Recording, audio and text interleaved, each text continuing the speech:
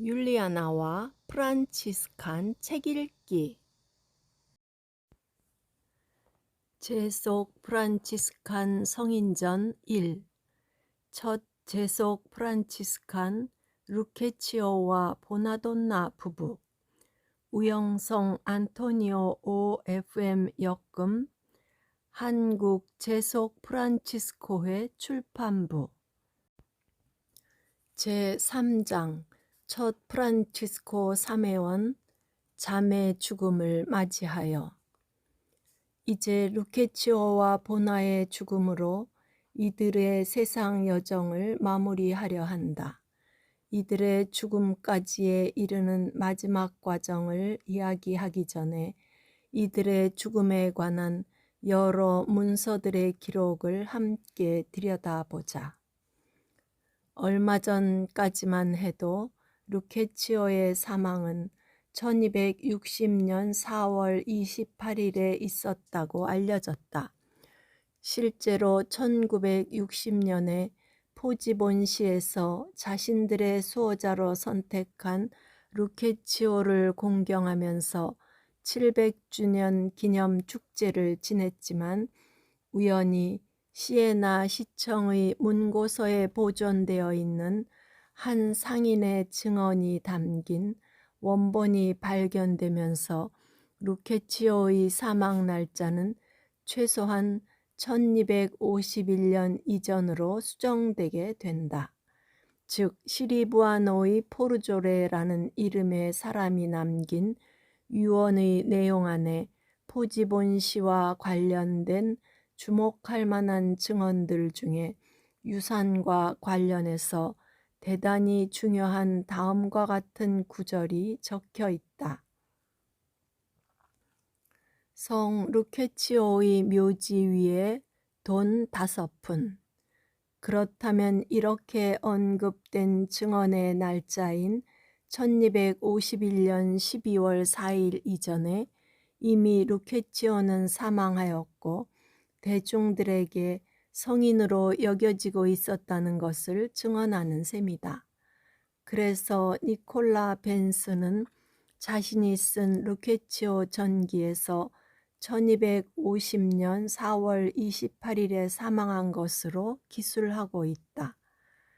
기살 베르티 역시 1240년에서 1251년 사이로 추정되는 어느 해의 4월 28일에 사망했다고 기술하고 있다. 사망 날짜가 잘못 알려지게 된 것은 먼저 1370년에 톨로메이의 바르톨로메오에 의해 편집된 것과 이후 1477년 바르톨로메오 리피에 의해 편집된 루케치오의 전기의 영향 때문에 이 부부가 1260년 4월 28일에 사망했고 이를 기초로 루케치오는 약 79세 또는 80세 정도 살았으며 그래서 약 1180년에서 1181년에 출생한 것으로 생각하여 왔기 때문이다. 그러나 그의 사후 여러 기적들을 통해 이미 성인으로 받아들여졌고 루케치오의 고백 신부인 일데 브란디노 신부가 형제들의 증언으로 수집한 기적들을 통해서 그에 대한 공경이 시민들 사이에 확산되었다. 특히 1270년 피렌체 공화국의 침략과 함께 상당히 힘든 시기를 보내면서 그에 관한 기록들이 사라졌고 또한 다시금 마을을 재건하면서 루케치오의 수호성인적 역할이 부각되면서 1300년부터 연중 마을 축제를 루케치오 축일인 4월 28일에 지내게 되면서 이런 과정 안에서 1260년에 사망한 것으로 알려진 것 같다. 여기서는 다양한 의견이 있는 가운데 일단 그의 사망을 1251년으로 하여 기술하였다. 이제 이들 부부의 마지막 모습의 이야기로 돌아가자. 성 마리아 성당에서 사부 프란치스코로부터 보나와 함께 회개자의 옷을 입은 지 어느덧 30여 년이 흘렀다.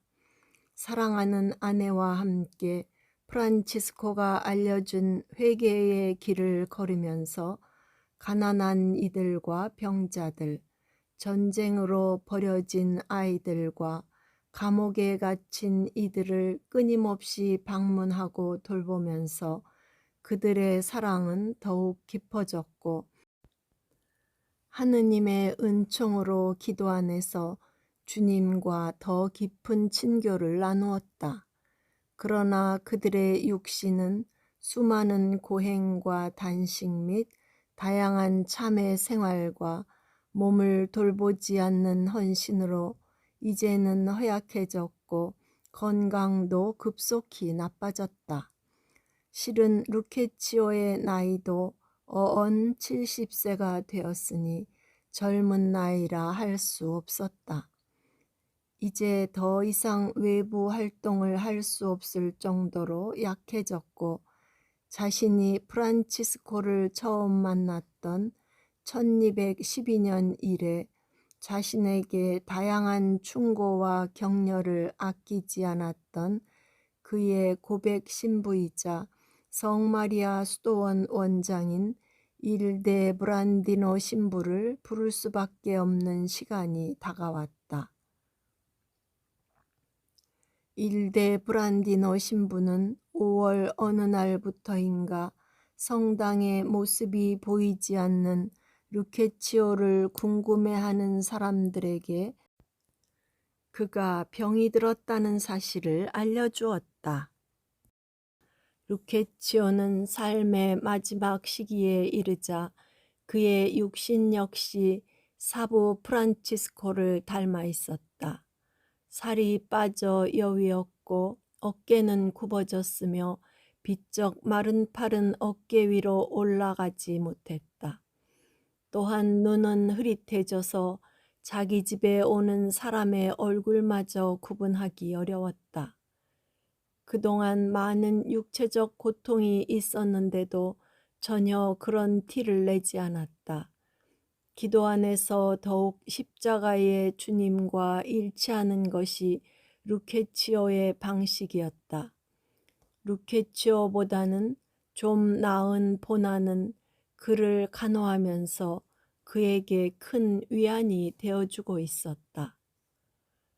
늘 당나귀를 타고 수많은 거리를 지나서 사람들에게 다가갔던 루케치오가 이제 더 이상 그러지 못하자 이제는 수많은 사람들이 그를 위해 달려왔다.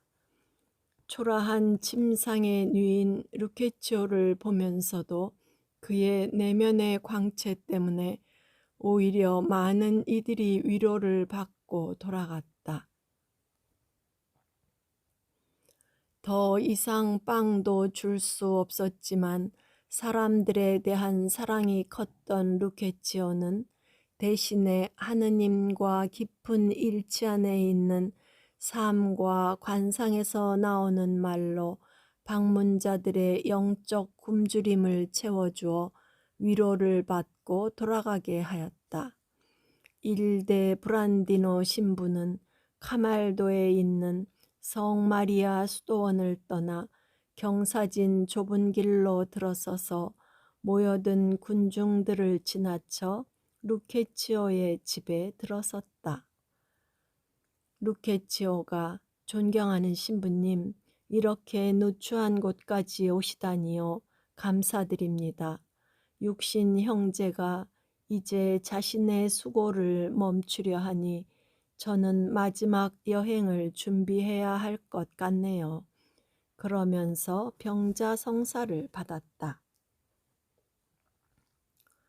그러나 병상에서 오히려 그가 해야 할 마지막 사명이 있었던지 하느님께서 그에게 허락한 시간이 아직 오지 않았다. 루케치오는 자기 침대에 누워서 계속해서 자기를 만나러 오는 사람들을 맞아들였다. 그들의 영혼을 채워주고 상처를 어루만져주며 화해하도록 권고하고 어려운 이들을 돕도록 독려하면서 그렇게 지냈다. 많은 이들이 그를 이미 하느님의 사람으로 여기고 있었기에 그에게 기도해달라고 청하기도 하였다. 루케치오는 육신의 고통과 계속 찾아오는 이들로 인해 쉬지 못하면서도 너그럽게 인내하면서 미소 가운데 머물렀다. 보나는 조용히 그를 돌보았다. 그녀 역시 이미 늙었고 피곤했다.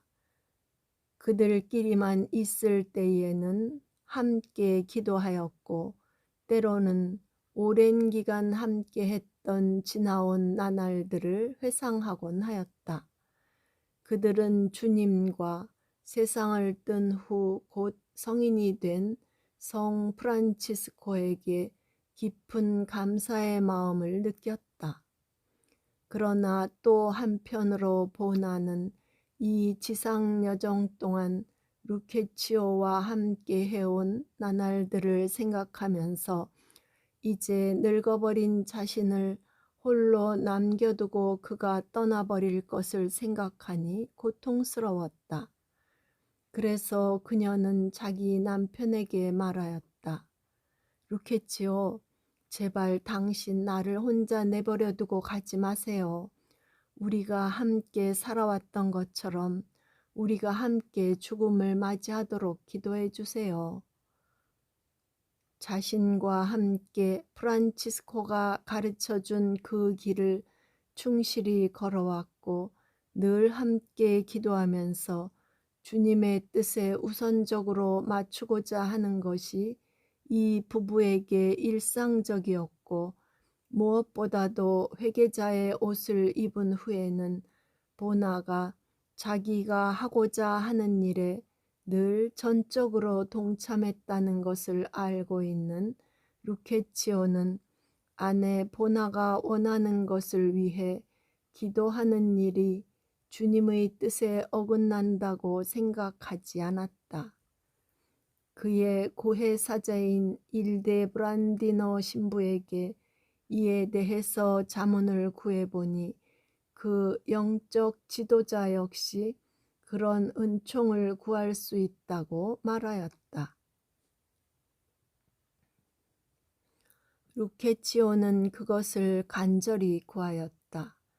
그는 기도 안에서 주님께 보나의 원의를 알려드렸고 그녀의 바람이 주님의 뜻에 위배되는 것이 아니라면 허락해 달라고 기도 안에서 계속 간청하였다.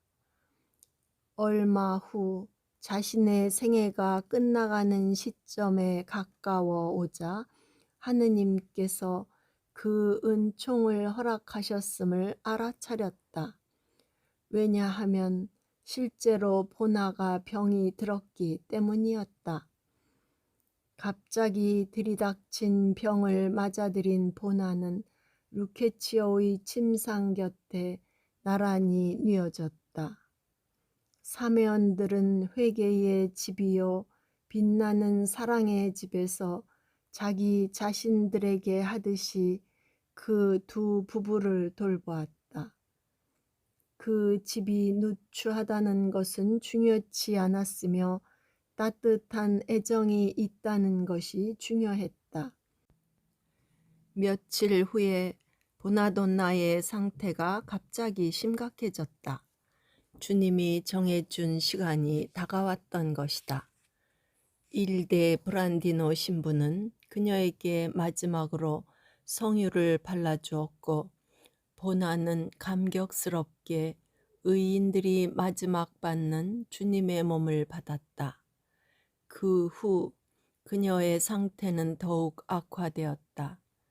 보나는 더 이상 말할 수 없었고 눈으로 루케치오에게 마지막 인사를 하였다. 루케치오는 온 힘을 다해서 자기 침상에서 일어나 영원한 생명의 땅으로 건너가고 있는 그녀의 침대로 다가가서 그녀에게 십자성어를 그어주면서 예수 그리스도의 이름으로 그녀에게 강복하였다. 그러고 나서 사랑과 감사의 마음이 듬뿍 담긴 손을 그녀의 머리에 얹고는 천상에 대해 그녀에게 이야기해 주었다.